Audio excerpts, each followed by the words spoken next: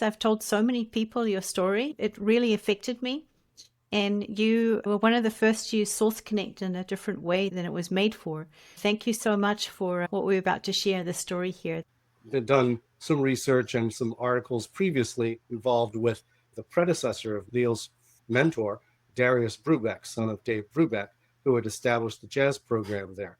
So I reached out to Neil and said, I got a crazy idea. I very much wanted Neil's input, and he helped shape the continuing evolution of the thought.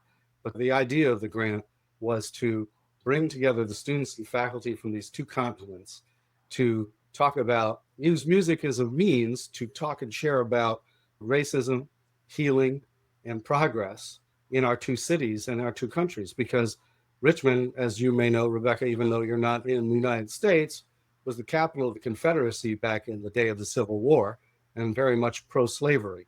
And Durban, South Africa in 1959, in particular, was kind of where the Durban system of segregation came to light and oppression that later became a model for South Africans' apartheid policy. So I thought, well, if we can get our students and faculty together to study about each other's cultures and learn and write music maybe for each other and bond and travel to each other's countries and learn about the mistakes we've made as a country and as individuals and what progress we're trying to make in the future, maybe we can also create some incredible musical opportunities for ourselves and for our audiences and bring our communities together.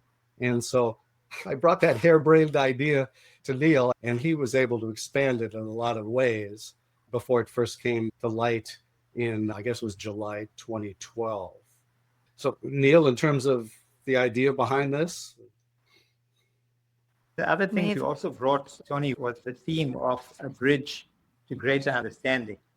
And that was such a beautiful theme because it was something that connected us in terms of trying to know more about each other, in terms of our histories that were similar in many respects, but also just the idea of communication and conversation. Because those are the only way, it's really the only way that you can bridge people. And it's interesting also because I don't think at that stage, maybe Tony, he's always ahead of, 2 steps ahead of everyone else. But I'm not sure if he had envisaged at that point that Source Connect was going to be part of this bridge. But I must say, in terms of our proceeding with the work, when it did come into play, it really was a vital ingredient in us being able to work with each other, especially across such a significant geographical distance.